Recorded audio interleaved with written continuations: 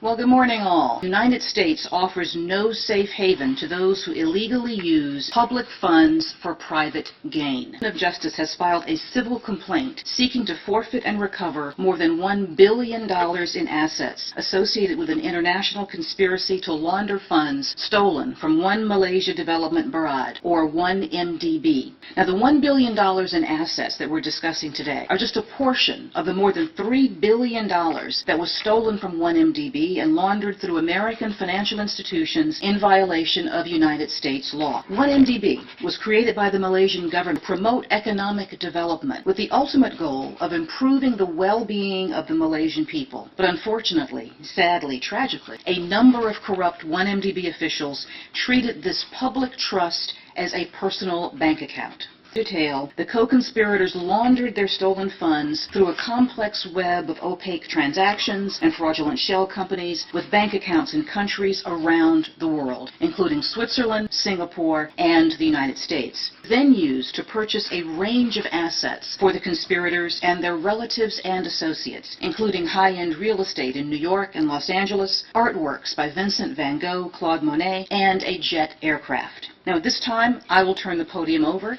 to Assistant Attorney General Leslie Caldwell. This is really a significant milestone in the Department's kleptocracy initiative and in our general fight against global corruption. Now, our allegations in the complaint involving 2 bond offerings in 2012 through which 1MDB raised the money, some of the money, that was siphoned off by the corrupt officials and their associates. The stated purpose of the bond offerings was to allow 1MDB to raise money so that it could invest in various energy assets on behalf of the Malaysian government and the Malaysian people. But almost immediately after receiving the proceeds of the 2 bond issues, roughly 40% of the money that was raised, which was about $1.37 billion, the 40% was the $1.37 billion, was transferred out of 1MDB's accounts and was transferred into a Swiss bank account that was in the name of a shell corporation incorporated in the British Virgin Islands. The complaint alleges that the name of that shell company was chosen because it sounded like the name of a legitimate company that was involved in the bond offering. But in fact, the Swiss bank account was controlled by corrupt officials and by their associates. From Switzerland, the corrupt officials and their associates transferred money using a series of transactions involving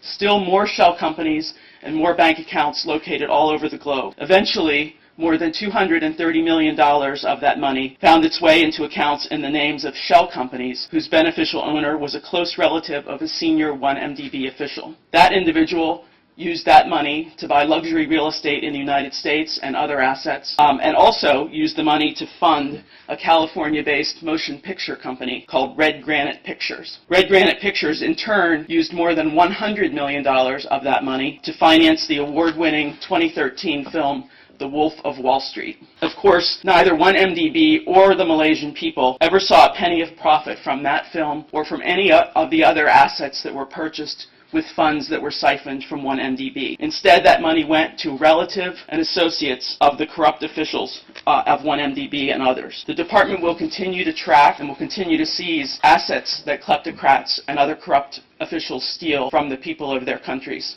I'd now like to turn it over to Eileen Decker from the U.S. Attorney's Office in California. Good morning. As noted, my name is Eileen Decker. I'm the United States Attorney for the Central District of California. Another phase of this money laundering scheme occurred in early 2013 in connection with a 3rd bond offering arranged by Goldman Sachs International. In this offering, 1MDB raised approximately $3 billion, purportedly to fund a joint venture with an entity controlled by the government of Abu Dhabi to promote growth and development in both Malaysia and Abu Dhabi. Once more, instead of using the money raised in the offering for its intended purposes, the corrupt individuals involved with 1MDB and their associates misappropriated a significant portion of the funds raised. In fact, only days after the initial bond sale, approximately $1.26 billion was diverted for the benefit of individuals associated with 1MDB. Approximately $137 million of the pilfered money was spent to purchase works of art, including a $35 million work by Claude Monet, A View of San Giorgio Maggiore in Venice. But these works of art were not put in museums in Malaysia for the benefit of the population. Rather, they were obtained to further enhance the luxury and lavish lifestyles of those stealing money from 1MDB. Funds diverted from the third bond offering were also traced to the purchase of an interest in the Park Lane Hotel in New York, and we seek to forfeit approximately $250 million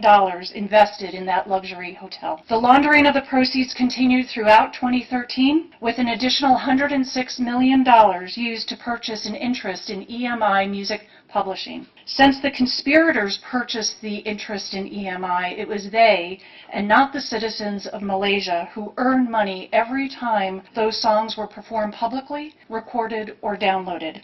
Thank you very much, and now I'll turn the podium over to FBI Deputy Director Andrew McCabe. So I'll walk you through the details of one of the additional schemes that have been outlined in today's complaint. Corrupt officials at 1MDB and their associates began a sophisticated scheme to enrich themselves. In the first 2 years of its existence, more than $1 billion was transferred out of 1MDB to bank accounts in the names of shell corporations. These shell companies were controlled by associates of corrupt 1MDB officials. The funds were stolen under the pretense of having 1MDB invest in an oil exploration joint venture with a foreign partner. But this wasn't a legitimate investment for 1MDB or for the Malaysian people. Instead, the funds transferred to the shell companies were used for the personal enrichment of the corrupt officials and their associates. They used the money to pay gambling debts at Las Vegas casinos. They rented luxury yachts. They hired an interior decorator in London. They spent millions on property, some of which is subject to seizure and forfeiture based on the complaint filed today. Among the purchases was a Bombardier jet for the purchase price of about $35 million. The Malaysian people were defrauded on an enormous scale. This is the largest kleptocracy seizure in U.S. history. We hope this investigation will send a message to corrupt officials around the world that no person, no company, no organization is too big, too powerful, or too prominent. No one is above or beyond the law. Now I'd like to introduce Chief Richard Weber of the IRS Criminal Investigation Division. Good morning, everybody. 1MDB was originally established to drive strategic initiatives for long-term economic development of Malaysia. Instead, it is alleged that money was siphoned from this fund for personal investment, not for the good of the Malaysian people and not for the achievement of their goals. In October of 2015, my LA field office joined the investigation, specifically focusing on Riza Aziz and Red Granite Pictures. Approximately $238 million was wired to Red Granite Capital in Singapore, an entity controlled by Aziz. It is further alleged that wire transfers totaling approximately $64 million were sent from the Red Granite Capital account to an account at City National Bank in the United States, maintained by Red Granite Pictures, a production company also owned by Aziz. This money was then used to fund Red Granite Pictures' operations, including the production of the film The Wolf of Wall Street. Additionally, the misappropriation of funds were used to acquire nearly $100 million in real estate for the benefit of Aziz. But the properties include a Beverly Hills mansion currently under construction, a Park Laurel condo in New York City, and a townhouse in the United Kingdom. And let me emphasize that we will not allow the massive, brazen, and blatant diversion of billions of dollars from 1MDB and the alleged laundering of those funds through U.S. financial institutions to continue. Thank you, and let me turn the podium back to the Attorney General.